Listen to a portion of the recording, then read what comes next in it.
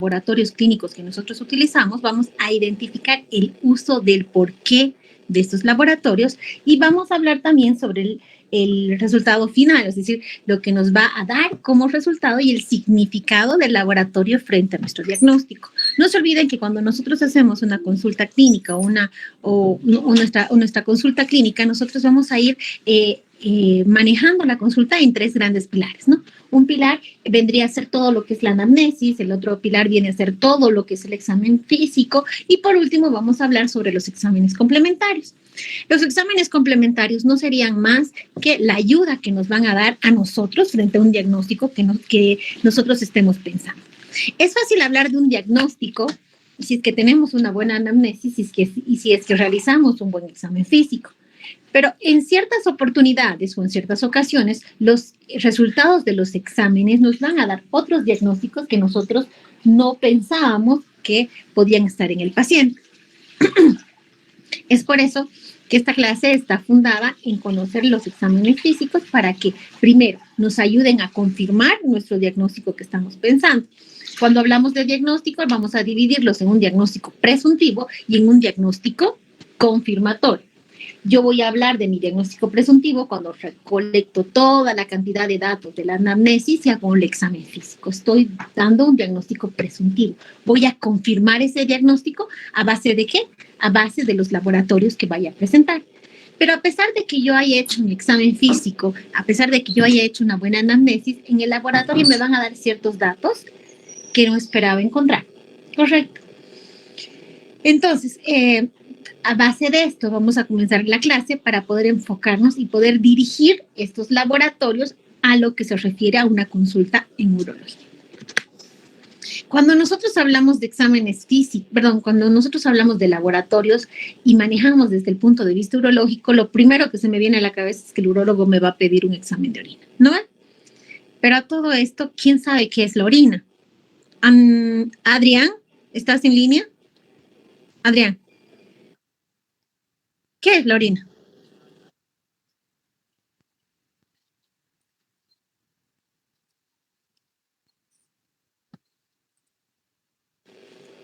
Me has dicho que es la depuración, ¿no ve?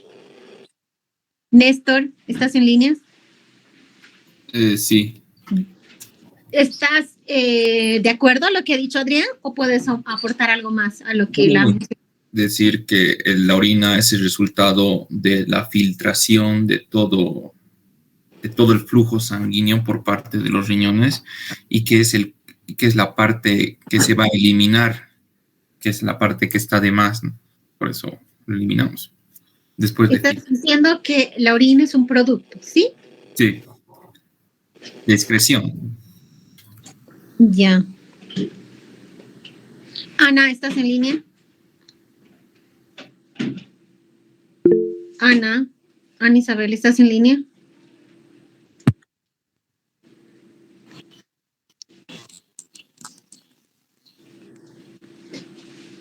Ana.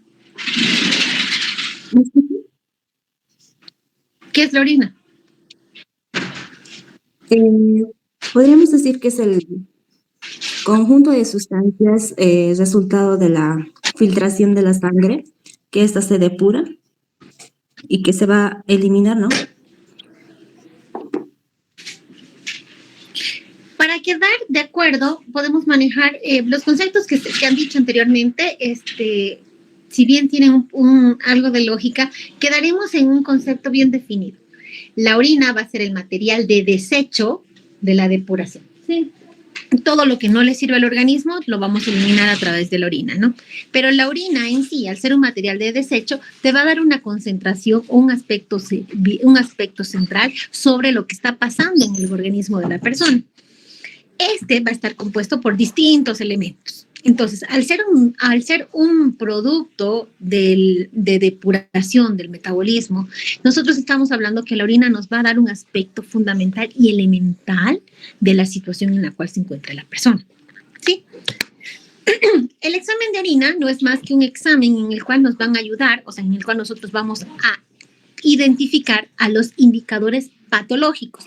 Estos indicadores patológicos los vamos a manejar por tres grandes grupos. Hay indicadores patológicos para un examen físico, indicadores patológicos para un examen químico y por último vamos a hablar del examen microscópico, que es la presencia y la forma de las células que nosotros podamos encontrar en la orina. El examen de orina, vuelvo a repetir, es el que nos va a dar los índices patológicos. Daniel, ¿qué es un índice? Daniel Gerson, ¿estás en línea?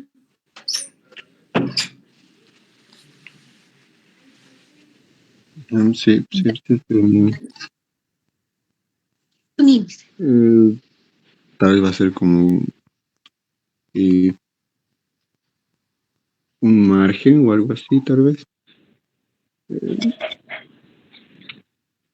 ¿Un margen? ¿Qué es un margen?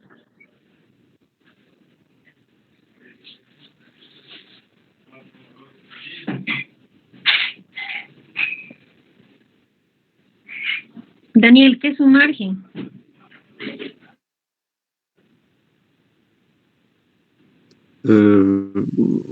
O sea, puede ser como una serie de como una serie de listas más o menos, ¿no? Lo que es el índice, en donde vamos a tener tal vez lo que es una organización o algo así.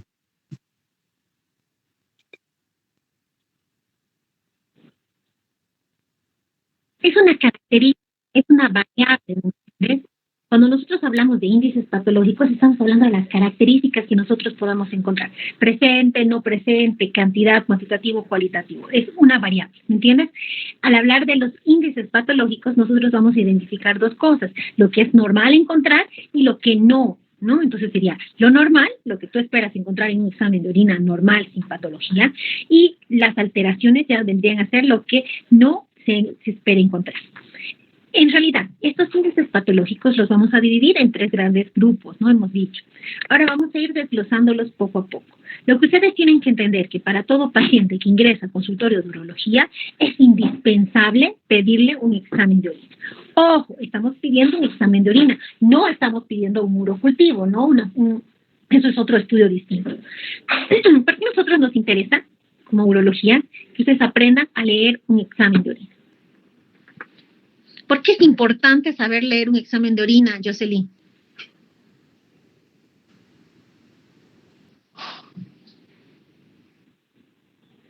Jocelyn Escalera, ¿estás en línea? Sí, doctora. Dime, ¿por qué es importante aprender a leer un examen de orina?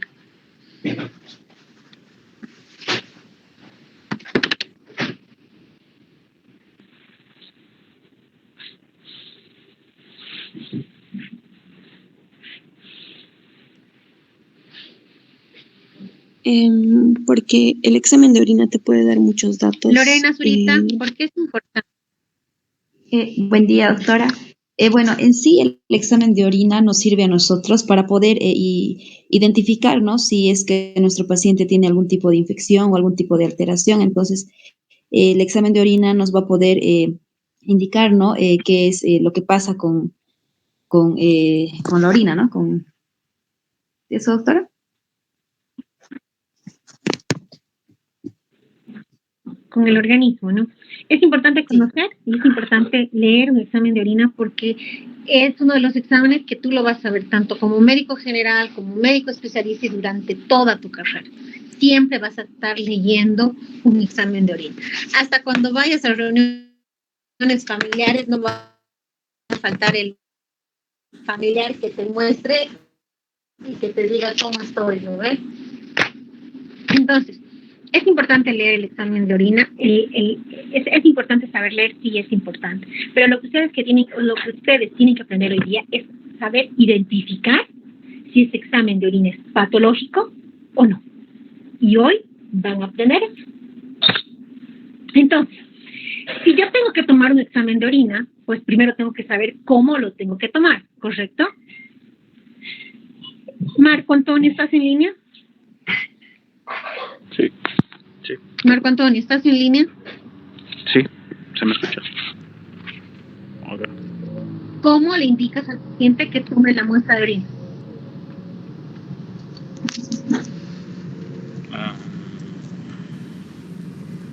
¿Cómo le indicas al paciente que tome la muestra de orina? No sé, en la primera mañana, ¿Qué le dices? en este fresquito, orine, por favor. La primera mañana, que tenga un frasco.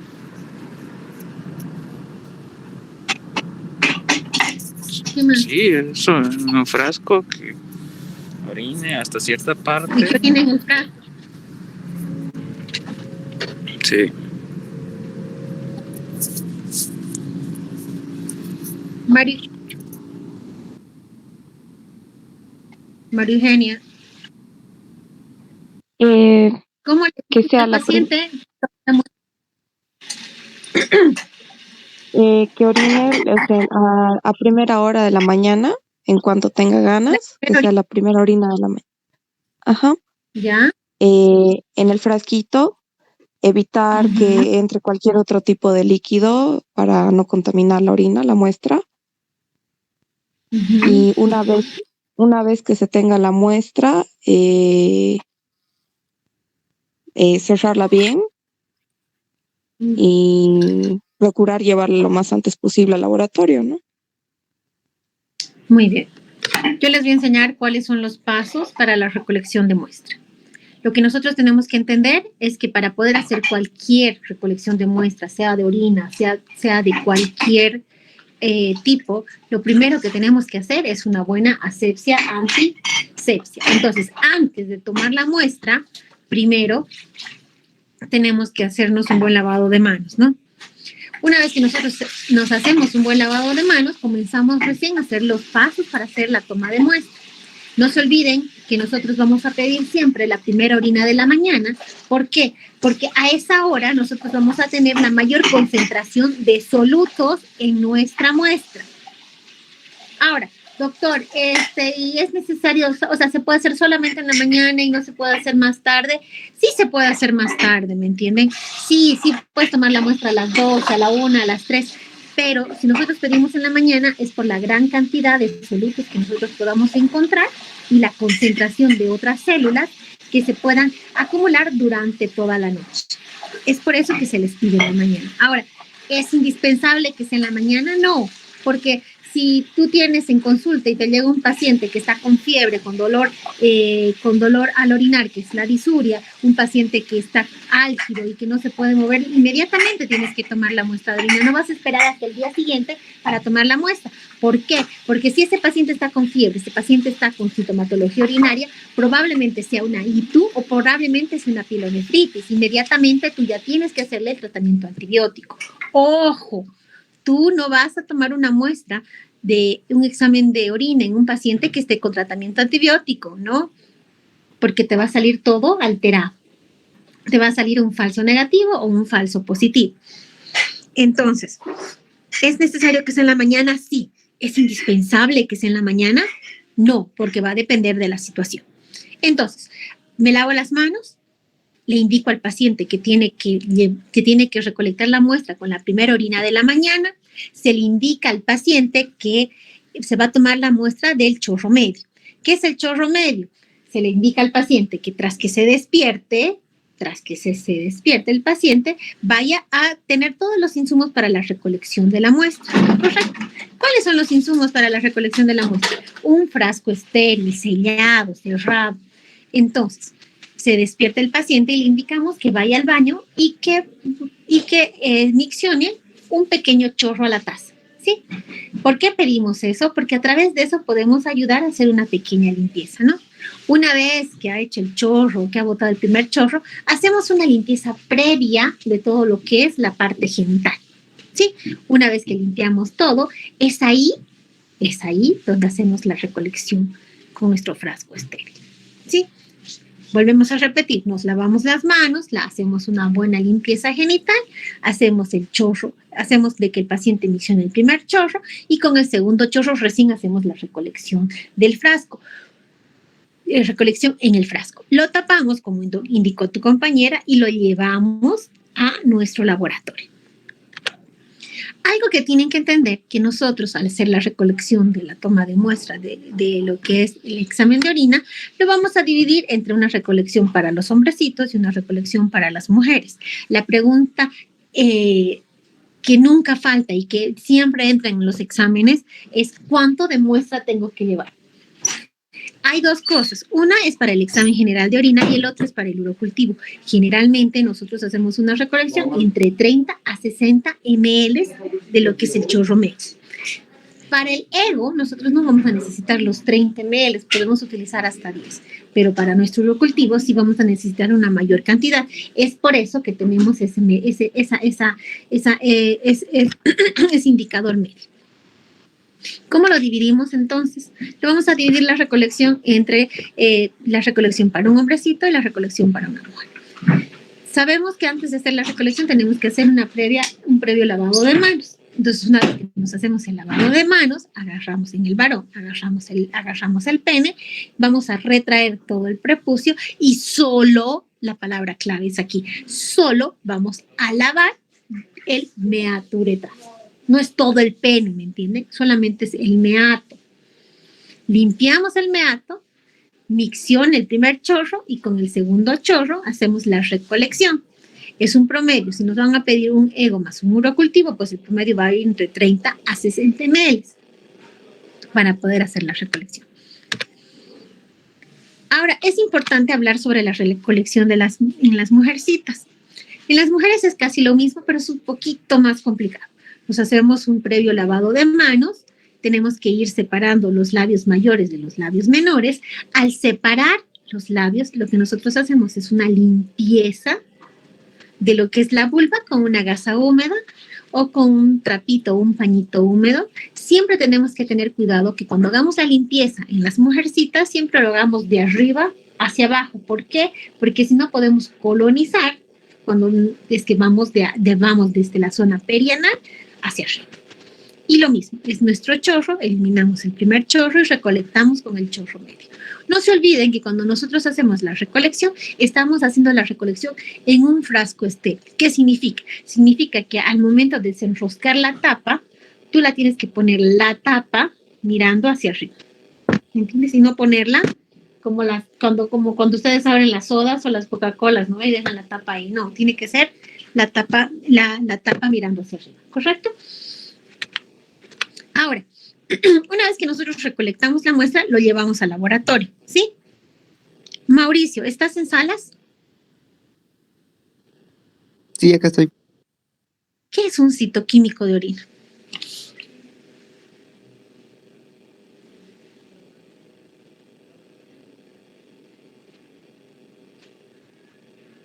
Me suena a marcadores. En realidad, todo examen va a tener indicadores, ¿no? ¿Qué es un citoquímico, pero? ¿Sabes? No muy bien, pero tiene que ver con infecciones y demás. No. El citoquímico de orina simplemente es una evaluación de los aspectos físicos, químicos y microscópicos de la orina. Es decir, el que nos va a decir las características que va a presentar una orina normal y las alteraciones que podemos ver de acuerdo a la patología que nosotros estemos observando. El citoquímico de orina es importante porque a través de este citoquímico es como el laboratorio lo va a dividir de acuerdo a las características o los indicadores patológicos que vaya presentando nuestra orina. No se olviden que nosotros, para hacer la recolección, es fácil hablar con ustedes o fácil hablar con, ¿cómo te llamas? ¿Con? Meleida. ¿Con Valeria? Meleida. Bueno, con la compañera, porque ella sí me va a entender que es un chorro medio, me va a entender que tiene que hacer la asepsia, antisepsia. Pero ¿qué pasa en otro tipo de pacientes? ¿Qué pasa con los niños? ¿Qué pasa con los pacientes que son paralíticos? ¿Qué pasa con los pacientes que tienen alteraciones diversas? Y los pacientes psiquiátricos. ¿Cómo hacemos la recolección?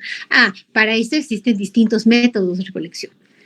Como ustedes y como la compañera, ustedes tienen una micción espontánea, ustedes pueden controlar eso.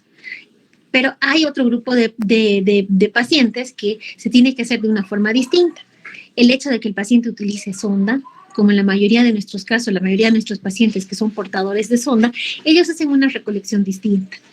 En los pacientes con sonda lo que nosotros hacemos es acodar la sonda, la acodamos, es decir, le volvemos un codito y la tenemos acodada hasta cierto tiempo, es decir, hasta de dos horas a una hora y media a 2 horas. Y después hacemos la recolección de la muestra. Pero también existe otro tipo de pacientes en los cuales no son portadores de sonda y no te pueden ayudar con una micción espontánea. A estos pacientes, especialmente los pediátricos, se les hace una punción suprapúbica.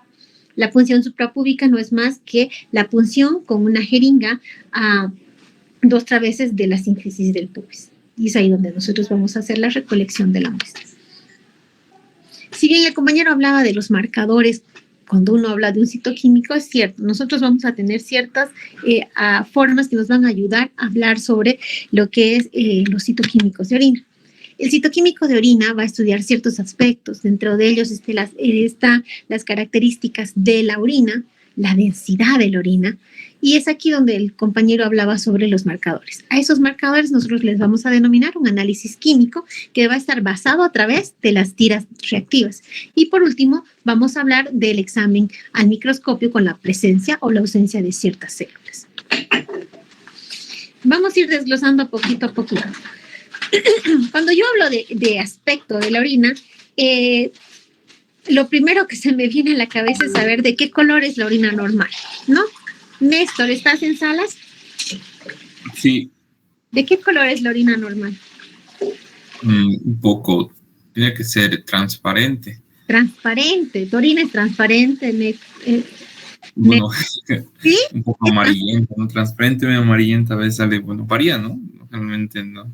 Realmente depende de la concentración de agua que tomes, que elimines. Por eso te digo, ¿qué color tiene la orina? Un alto amarillo transparente. Amarillo claro. Amarillo clarito.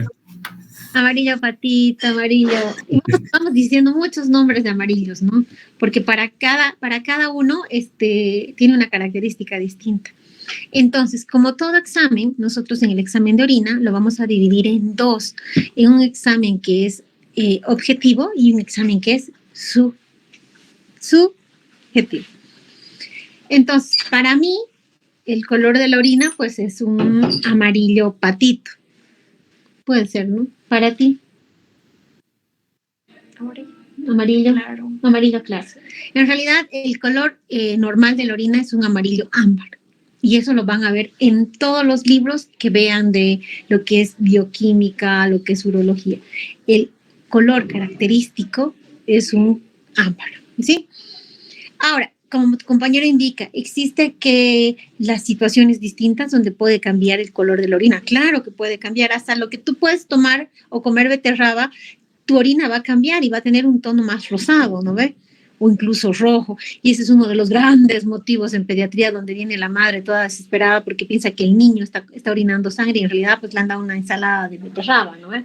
A las 4 de la mañana. Entonces, este estudio que es subjetivo, que es lo que el observador está viendo, tiene ciertas pautas, ¿no? ¿Qué olor tiene la orina? Esdenka, ¿estás en salas? Sí, estoy. ¿Qué color tiene la orina? ¿Qué olor tiene la orina? ¿Te has puesto a pensar? No. Claro, normal, ¿no? Normal, ¿no? Sí, no, sin olor, no sé. ¿No sabes qué olor tiene tu orina? Un olor normal. Un olor normal. En realidad nosotros lo llamamos como sui generis, ¿no ven? Es un olor característico de la orina.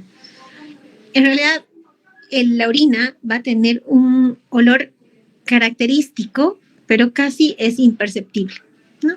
La orina más o menos no va a tener un olor así potente, va a tener un olor sui generis. Entonces, esos aspectos que nosotros estamos viendo es solamente al observar si es que tiene sedimentos, si es que no tiene sedimentos, si es que es más oscura la orina. Al decir más oscura es porque está más concentrada, porque hay menos eliminación de agua. al estar más transparente, como decía tu compañero, es porque está tomando mayor cantidad de líquido y está eliminando la cantidad de líquido que no le sirve al organismo, por eso es que se va aclarando.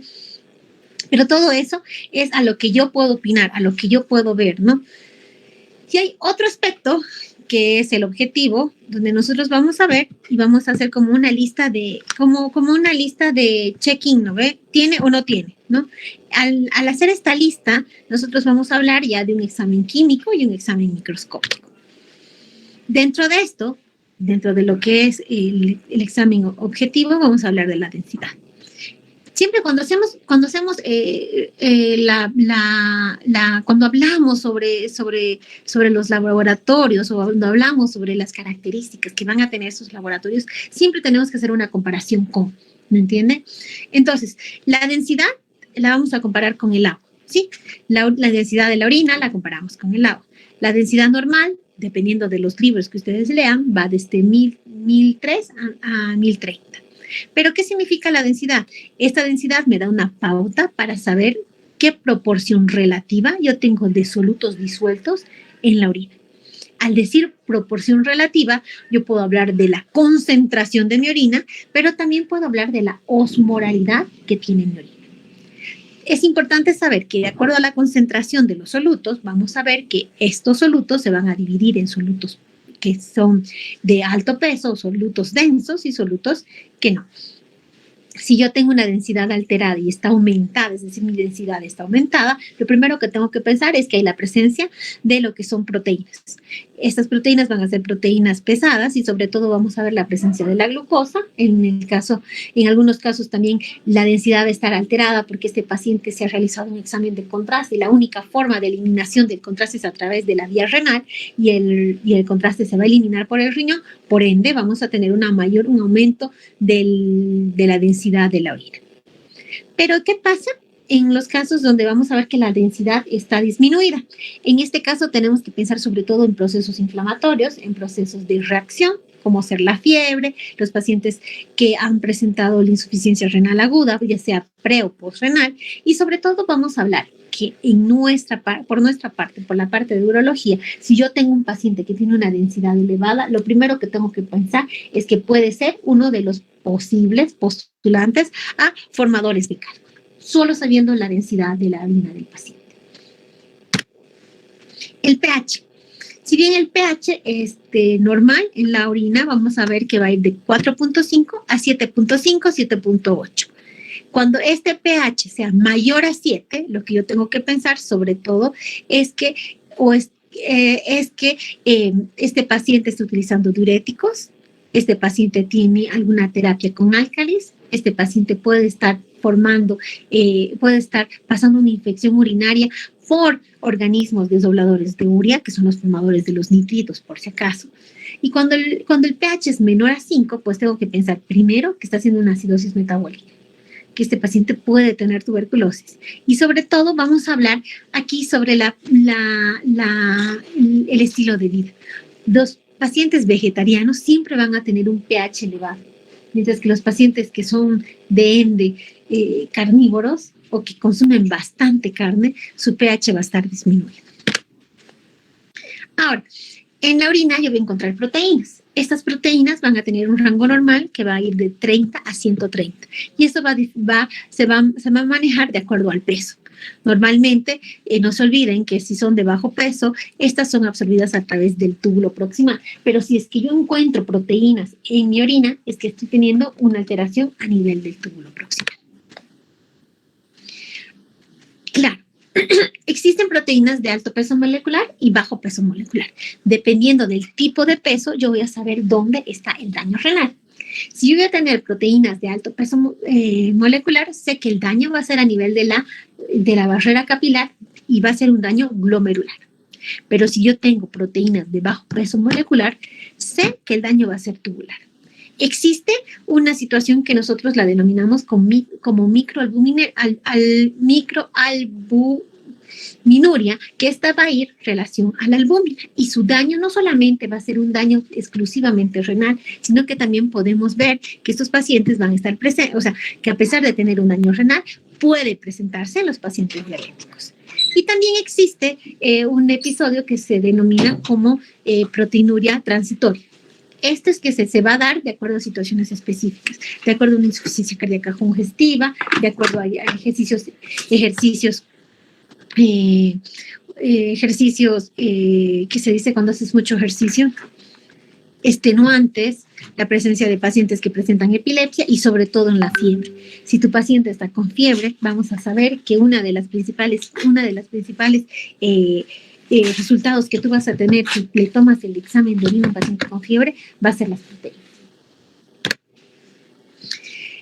¿Se puede ver glucosa en la orina? La respuesta es no. Pero sí, en general nosotros no encontramos la glucosa en la sangre, pero sí puede haber pequeñas cantidades que muchas veces no se las detectan.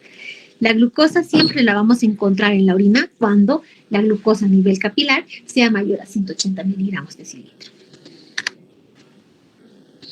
¿Es normal encontrar los cuerpos cetónicos?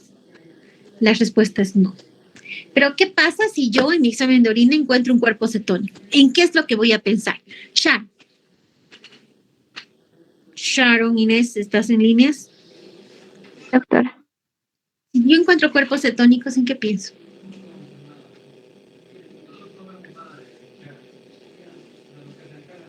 Sharon, si encuentras cetonas o cuerpos cetónicos en orina, ¿en qué piensas?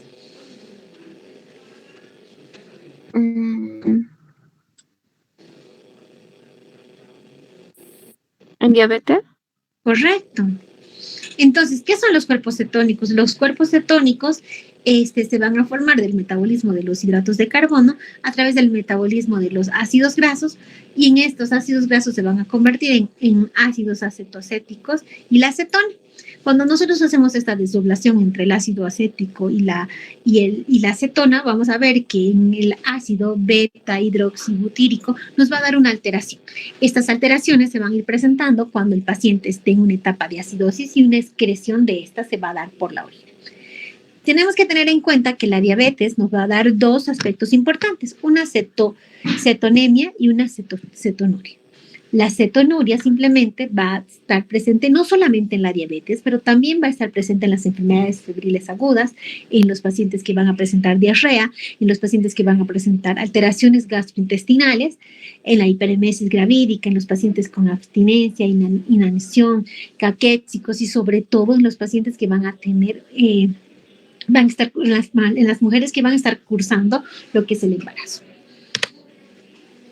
La bilirrubina y el urobilinógeno. No es normal encontrar esto en el examen de orina, pero sí nosotros vamos a tomar un rango de 1 a 4 miligramos día.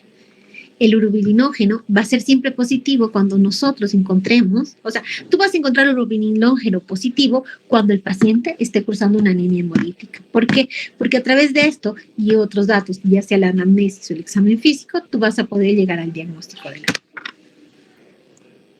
Ahora, es importante hablar sobre la presencia o la ausencia de las famosas bacterias, porque abajo te dicen, no te reportan bacterias escasas, bacterias abundantes, bacterias en campo cubierto. Nunca, pero jamás es normal encontrar bacterias en la orina. Ahora, si yo encuentro bacterias en la orina, ¿es una infección urinaria? Valeria.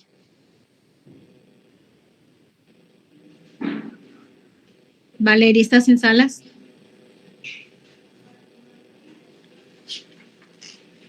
Sí, doctora. Si yo encuentro bacterias en la orina, ¿es una infección urinaria?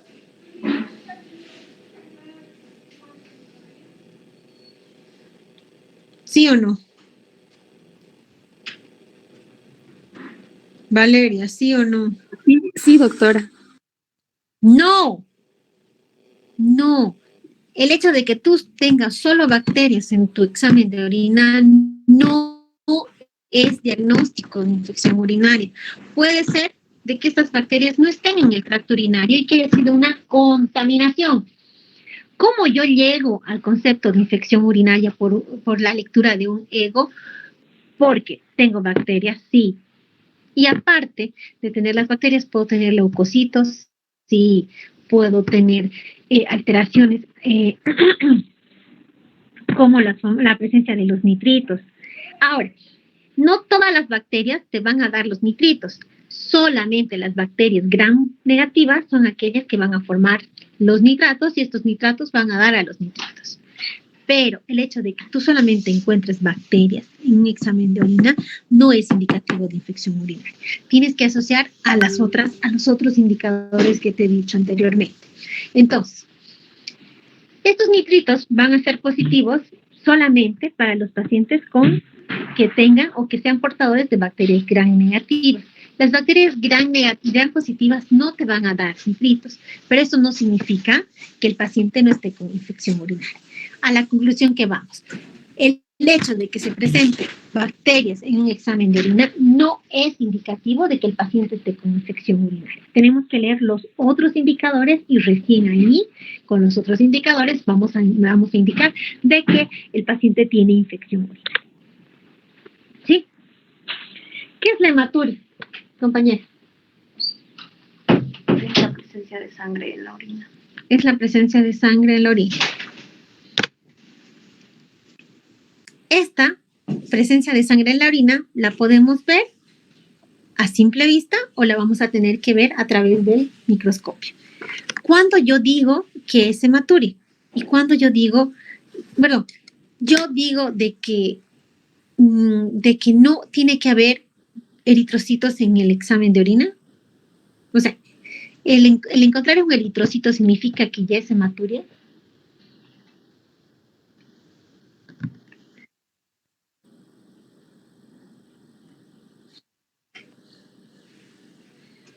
Adrián, ¿qué opinas?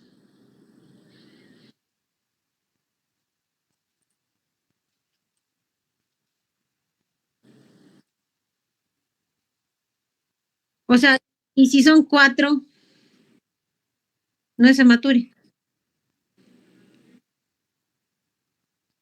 Pero no es hematuria. Pero estás diciendo de 5.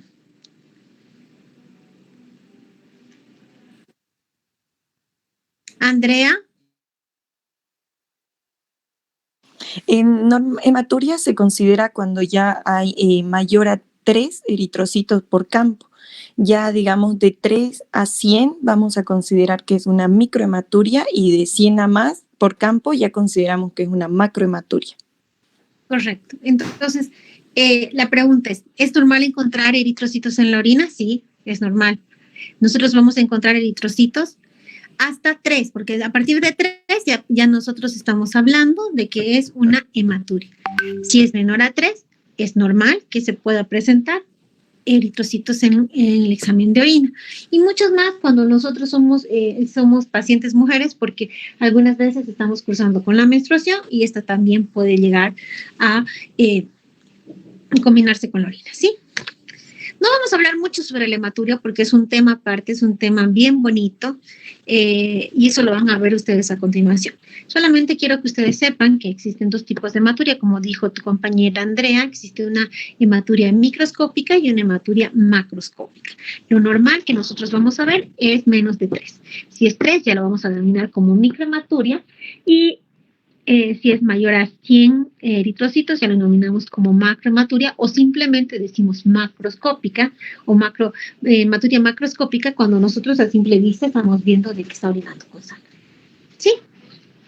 Entonces, la presencia de la hematuria o los tipos de hematuria nosotros la vamos a diagnosticar a través de las tiras reactivas, a través del examen de microscopio, pero eso siempre tiene que ser con una muestra centrifugada. Cuando es microhematuria, nosotros vamos a hablar sobre el examen al microscopio. Estamos hablando desde 3 a 5 hasta 100 para hablar de una microhematuria. Y cuando nosotros hablamos de macrohematuria, estamos hablando que tiene que ser mayor a 1 ml. No se olviden, compañeros, que un ml, escuchen bien, 1 ml de sangre puede teñir 1 litro de orina. ¿Sí? Ahora, como mencionó tu compañera, nosotros hablamos de una hematuria cuando vemos la presencia de 3 eritrocitos por campos observados, siempre y cuando el campo observado sea a través del sedimento. ¿Sí? Si tenemos que tener en cuenta de que para ver la hematuria tenemos que saber si es que encontramos hematuria en nuestro examen de orina, tenemos que preguntar al paciente si es que ha hecho ejercicio o si es que se le haya puesto la sonda, porque la sonda, si bien es un procedimiento invasivo, puede ser traumático y este puede ocasionar algún sangrado. Algo que tienen que entender ustedes, que cuando nosotros encontramos hematuria, encontramos cilindros eritrocíticos y proteínas marcadas, siempre va a ser de un origen glomerular, siempre vamos a tener un daño a nivel renal. Y es acá donde nosotros vamos a encontrar los famosos eritrocitos dismórficos, que no es más que la alteración de la forma de los eritrocitos al pasar por todo el conducto colector y va a ir perdiendo la concavidad y los bordes regulares que tiene el eritrocito. Es importante hablar también que estos tienen una forma regular y el origen de estos el origen de los eritrocitos va a depender mucho del sistema colector. Leucosur, es decir, los leucocitos. Tenemos que tener en cuenta que el rango normal de leucocitos que se pueden encontrar en la orina es hasta 5. Si es que este fuera mayor a 5, nosotros lo denominamos como piuria. Tenemos otro concepto más. Es decir, tenemos bacterias positivas y leucocitos mayores a 5. Entonces tenemos bacterias y tenemos piurias. Esto me está ayudando a estar más cerca del diagnóstico de una infección urinaria. No se olviden que también la leucocituria, que es la presencia de leucocitos en la orina, se va a originar en cualquier punto del sistema colector. Y dentro de estos leucocitos, los más comunes son los polimorfonucleares y de ellos los neutrófilos. La eosinofiluria simplemente esta se va a presentar cuando nosotros tengamos una hipersensibilidad a ciertas drogas, en el caso del rechazo del trasplante y sobre todo cuando nosotros estemos cursando infecciones virales. Entonces, cuando el paciente esté resfriado y nosotros no encontremos bacterias, no encontremos nitritos, pero sí encontramos un aumento de los leucocitos, puede ser porque está cursando o está en proceso de recuperación de una enfermedad viral, de un resfrío, ¿sí? Si es que solamente encontraran leucocitos en la orina. Ahora sí, la bacteriuria. Tienen que tener en cuenta que es la causa más frecuente de contaminación en cualquier paso del proceso de la recolección. Desde un mal lavado de manos, desde una mala limpieza del área genital y desde la mala manipulación del frasquito. Vuelvo a repetir, la presencia de bacterias en un examen general de orina no es indicador de una infección.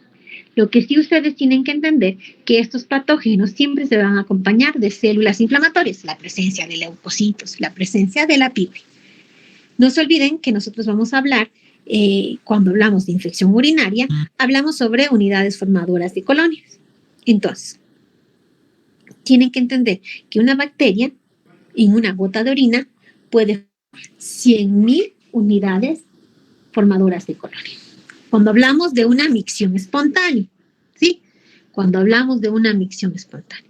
Si es arriba de 10.000, nosotros podemos decir que nuestro urocultivo es positivo y podemos hacer ya pues el manejo a través de lo que es la sensibilidad y especificidad de lo que es el urocultivo. Existen células epiteliales que nosotros podemos encontrar en nuestro examen general de orina. A esto lo vamos a dividir de acuerdo al epitelio que vayan presentando las vías urinarias. Hablamos de una vía, hablamos de un epitelio escamoso, aquella que se va a encontrar, que es la más grande, la más amplia en todo lo que es el sistema urogenital, y esa se va a encontrar a 1/3 distal de la uretra y sobre todo en la vagina. Siempre estas nos van a dar un aspecto que no es patológico. El epitelio transicional, si bien esta se va a estar presente todo lo que es el urotelio de los cálices, la pelvis, el uréter y la vejiga, va a ocupar los 2 tercios proximales del uretro. Estas sí o sí siempre se van a presentar en casos de que nosotros tengamos una sospecha de infección o una sospecha de malignidad. Y cuando nosotros hablamos de un epitelio tubular renal, eso simplemente nos va a dar la presencia de una patología a nivel tubular, nada más. ¿Qué son los cilindros? Cuando hablamos de cilindro ya nos estamos refiriendo a formas Entonces, al hablar de formas, nos estamos refiriendo de que vamos a utilizar ya no solamente lo que son las tiras reactivas y demás, y el citoquímico, sino que vamos a empezar a hablar de un examen al microscopio, porque tú a través de un examen de orina no vas a poder ver un famoso cilindro, ¿no? A simple vista. Los cilindros van a ser formaciones que se van a dar a través en la situación del túbulo distal, del túbulo distal y de los conductos colectores. Si bien estos cilindros van a tener una capacidad principal y van a estar presentes en caso de la deshidratación y sobre todo cuando el paciente esté con una acidez, porque este va a aumentar la formación va a aumentar su concentración y por ende su formación. No se olviden que en todo lo que es el uroepitelio vamos a tener una proteína que va a recubrir todo, porque a pesar de haber tenido fisuras en el epitelio, esta va a ir como una especie de plástico para evitar de que las bacterias entren y hagan una bacteriemia a nivel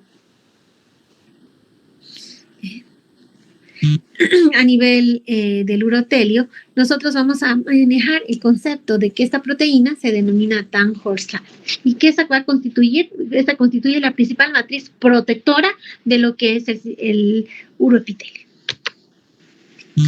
Los cilindros son los que vamos a ver de acuerdo a las características que van a tener. Estos cilindros tienen distinto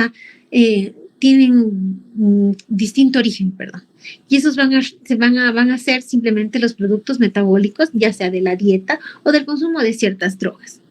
La orina ácida es un factor que va a favorecer a la formación de los cristales, pero cuando es ácida, la orina aumenta la formación de cristales de ácido úrico, del oxalato de calcio y de los uratos amórficos. Mientras que cuando la orina es alcalina, nosotros vamos a hablar que esta va a favorecer a los cristales de fosfato triple, a los fosfatos amórficos, el oxalato si bien de calcio, pero sobre todo al carbonato de calcio. Las podemos dividir a los cristales de acuerdo a las patologías que nosotros podamos encontrar. Estos cristales van a ser, si son de ácido úrico, van a ser una hiperuricosuria. ¿Qué quiere decir? Esto se va a presentar en los pacientes que padecen la enfermedad de la gota. Si son cristales de oxalato de calcio, tenemos que pensar primero para nosotros en los pacientes que van a formar cálculos o litos a nivel del riñón, de la vejiga o que se encuentren ya pues a punto de ser expulsados. Si hablamos de cristales de fosfato triple, vamos a relacionar siempre con el Proteus viridans. Esta bacteria, que es el Proteus viridans, es la más común que ustedes van a encontrar a nivel nosocomial. Y, bueno, la presencia de espermatozoides en el examen de orina, que ustedes saben por qué vamos a encontrar espermatozoides, ¿no ve? Daniel, ¿por qué encontramos espermatozoides en la orina? Tanto en un hombre como en una mujer. ¿Por qué podríamos encontrar, espermatozoides en un examen general de orina? Daniel. Porque tal vez antes de un examen tuvo relaciones. Sí, porque un día antes, o horas antes, o una noche anterior, pues el paciente ha tenido relaciones sexuales y después se ha tomado la muestra. Es por eso que se encontraron los espermatozoides. Correcto. Una vez que nosotros pasamos ya el examen de orina, vamos a hablar sobre el examen de sangre. De estos aspectos de sangre, que ustedes pueden saber que existen más de 40 ítems para poder hablar de qué estudios se puede hacer con la sangre, nosotros vamos a hablar a los que nosotros generalmente usamos, ¿no? Uno de los indicadores que más usamos es la creatinina. ¿Alguien sabe qué es la creatinina? Lorena. Sí, doctora. La creatinina en sí es el producto de desecho de lo que va generando todos nuestros músculos como parte de todas las actividades que va realizando. Andrea, ¿qué es la creatinina? Sí, doctora, yo igual pienso que es un producto de degradación de lo que es la creatina, ¿no? Que esta se encuentra sobre todo en los músculos. Si bien Como ustedes lo indican, es una sustancia producida por la degradación de la creatina, que esta se encuentra al nivel de lo que es los músculos. Esta no se va a unir a ninguna proteína y en cierta forma nos va a dar una medición indirecta de lo que es la filtración glomerular, es decir, nos va a ayudar sobre la función renal. Nos va a ayudar a saber cómo está la función renal.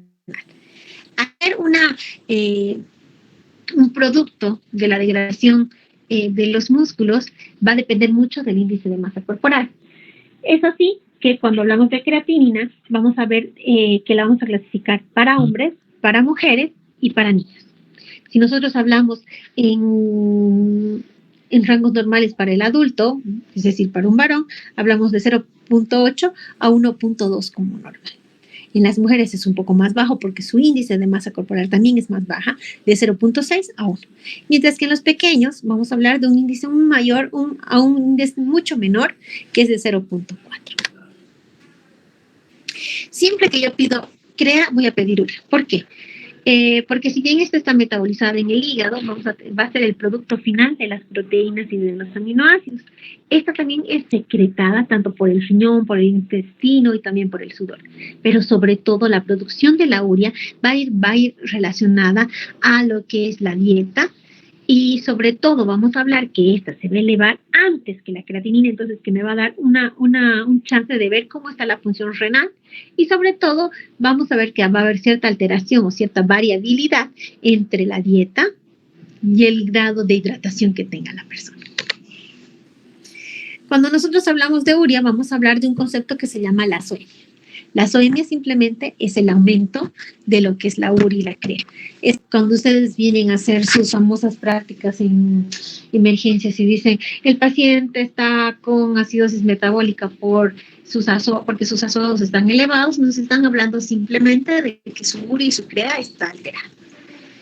¿Qué clínica yo voy a encontrar cuando hay una alteración de la urea? Vamos a encontrar acidosis, vamos a encontrar sintomatología gastrointestinal, ya sean las náuseas, el vómito, te puede llevar al coma y sobre todo vamos a ver alteraciones hidroelectrolíticas.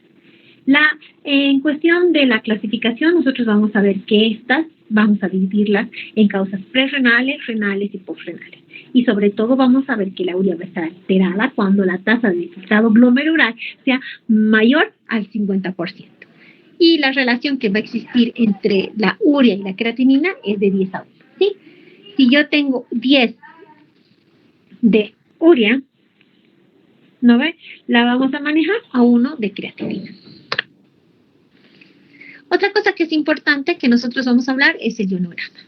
Cuando hablamos de ionograma, vamos a hablar de los electrolitos más comunes o más usados para nosotros. Entre ellos es el sodio. No se olviden que el rango normal para nosotros en sodio va de 40 a 220 milimoles litros, es decir, estamos hablando de lo que podemos encontrar en la orina. Si queremos hablar ya de un sodio sérrico, vamos a ver que esta va a estar disminuida y sobre todo vamos a hablar solamente del 20 milimoles litro por pérdida renal. Y cuando hablamos de un sodio urinario, nos estamos refiriendo sobre todo a que el sodio urinario tiene que ser aún mayor a los 20. El potasio va a tener un rango normal de 25 a 150. Nuestro potasio urinario tiene que ser siempre menor a 10 milimoles de litro y esta va a depender mucho si es que vamos a encontrar una pérdida de potasio extrarrenal. Y el potasio urinario siempre va a ser mayor a 10, pero siempre y cuando tengamos pérdida de potasio renal. El cloro se va a ir a un rango entre 110 a 150 y esa va a tener un aumento cuando el paciente esté con deshidratación y va a descender cuando el paciente presente la enfermedad de Addison, la insuficiencia cardíaca congestiva. El cloro urinario va a depender mucho de lo que es la eliminación de lo que es el cloro renal. ¿Es importante hablar del calcio? Sí, porque la mayoría de los pacientes van a tener calcios alterados porque van a ser formadores de delitos. Entonces, mi rango normal va de 0,05 a 0,31. Es importante hablar del calcio porque ese va a ser, des en cuenta que casi el 85% de los cálculos son cálculos de calcio. Entonces, si está alterado el calcio en la persona, podemos pensar también en nuestra litiasis. Y la hipercalcemia va a estar presente en todo lo que son pacientes con cáncer, con síndrome paraneoplástico y hiperparatiroidismo. ¿Qué otros estudios nosotros utilizamos en urología? Muchas veces nos llegan pacientes con famosas masas a nivel testicular y es por eso que nosotros utilizamos los famosos marcadores tumorales para testículo. Entre ellos está la alfa-fetoproteína, que su valor normal es de 15 nanogramos ml. Esta alfa-fetoproteína es una glucoproteína que está formada por el hígado y que está también en el saco vitelino del feto. Sus niveles altos de la alfa-fetoproteína se pueden dar después del primer año de vida, solo cuando existen episodios de trazas. Esta alfa-fetoproteína se va a elevar cuando nosotros tengamos tumores del seno o el famoso carcinoma embrionario.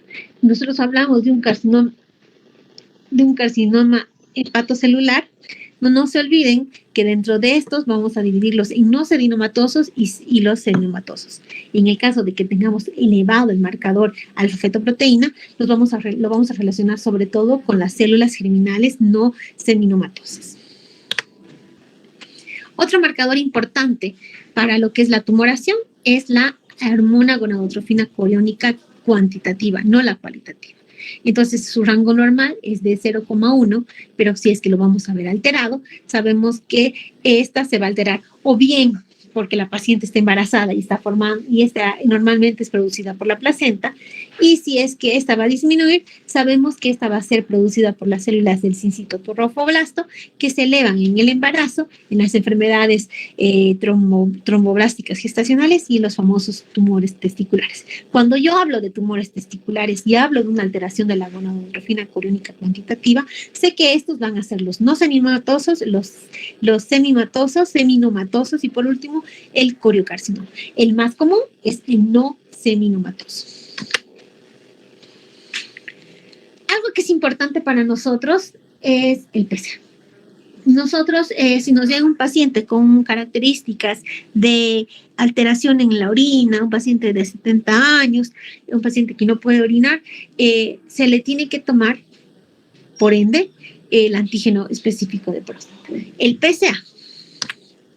El PSA simplemente es una glicoproteína que está formada por el tejido glandular de las células cuadradas, que van a revertir todo lo que es la capa basal. Esta va a tener funciones de una licuefacción del semen y sobre todo la movilidad de los espermas. Y sus concentraciones bajas en el suero van a estar relacionadas a la cantidad de producción que se presente del PSA. El PSA en la sangre siempre va a estar unida a una molécula inhibidora de la proteasa y va a estar también unida o también va a estar de forma libre. Esta forma libre va a darte entre un 10 a un 30% y lo demás va a corresponder al 65% que es la que está unida a las proteínas. Volvemos a repetir, el PSA simplemente es un indicador que nos va a dar la probabilidad de que el paciente presente o que pueda tener un cáncer de próstata. ¿Por qué? Porque hay estudios que se han realizado donde los pacientes con cáncer de próstata siempre han tenido un PSA elevado. Es por eso que asociamos el PSA con el cáncer de próstata. Pero no solamente se va a elevar en el cáncer de próstata, el PSA, se puede elevar en otras situaciones, entre ellas la hiperplasia prostática obstructiva benigna, se va a elevar cuando tenemos un trauma prostático, se va a elevar cuando el paciente haya eyaculado, se va a elevar cuando tenga una retención aguda de orina y entre otras cosas tenemos que saber que el PSA se puede elevar solo también se puede elevar por lo que es el cateterismo transuretral o por cualquier instrumentación quirúrgica que nosotros hagamos en la vía urinaria. Vuelvo a repetir, si bien el PSA me va a dar la probabilidad de que el paciente tenga un cáncer de próstata, no es específico. ¿Por qué? Porque este se puede elevar cuando se le hace una biopsia prostática, cuando es un paciente postoperado de una RTU, cuando se le hace un tacto rectal, cuando hay un masaje prostático y sobre todo cuando tú tienes relaciones sexuales 24 horas antes de la toma de muestra. El montar bicicleta, el montar moto también hace de que se eleve. Por eso tenemos que tener en cuenta que no en todas las enfermedades de próstata el PSA va a estar elevado. Si bien decíamos que el PSA libre es el que se va a manejar de 10 a 30% porque no va a estar unida a una proteína, este es un fragmento del PSA y sobre todo es el que nos va a ayudar a identificar los pacientes con CA de próstata. El valor del PSA libre es, siempre va a ser mayor en los hombres que no presenten cáncer. Y no nos olvidemos que el PSA va a estar entre 10 a 20%, es decir, el 23% más o menos, sobre el volumen que nosotros estemos encontrando en la próstata. Otro estudio que nosotros hacemos es el estudio de los tiempos, porque como somos un servicio quirúrgico, más del 90% de nuestros pacientes van a terminar en quirófano. Y es por eso que nosotros pedimos lo que son los tiempos de coagulación. Estos tiempos de coagulación los vamos a dividir en el tiempo de protrombina. La protrombina tiene un rango normal de 12 segundos para la activación. Tiene un tiempo necesario para que la coagulación, es el tiempo necesario que se necesita, o sea, es el tiempo necesario para que se produzca la coagulación y se active nuestra vía intrínseca. ¿Quiénes van a participar en esto? La protrombina, el factor 5, el factor 7, el factor 10 y también la proteína C reactiva. El tiempo de protrombina parcial activado simplemente nos va a medir la actividad global, es decir, es más específica y sobre todo esta se va a manejar cuando tengamos alteraciones y esta se maneje con lo que es la heparina. Siempre en el tiempo de protrombina se va a activar a través de la vía intrínseca.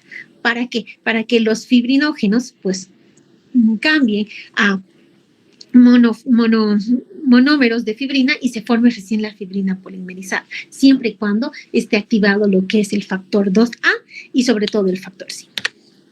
Y con esto, compañeros, estaríamos terminando nuestra clase y esperamos que mañana continuemos con el siguiente tema.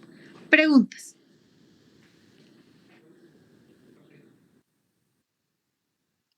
Sí.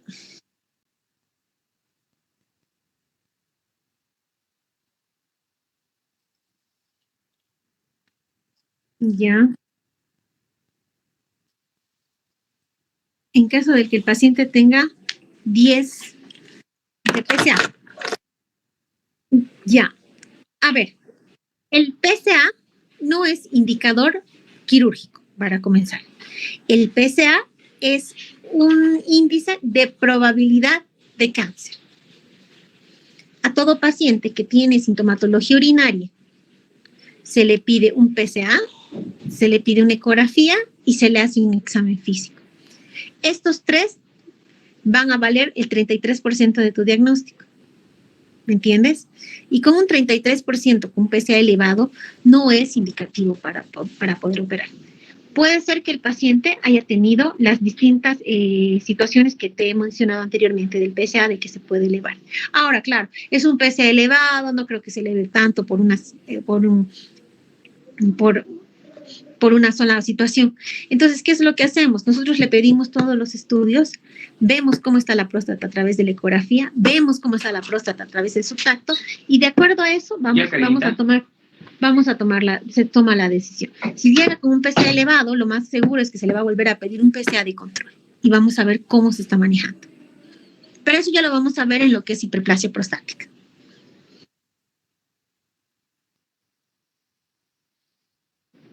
¿Preguntas?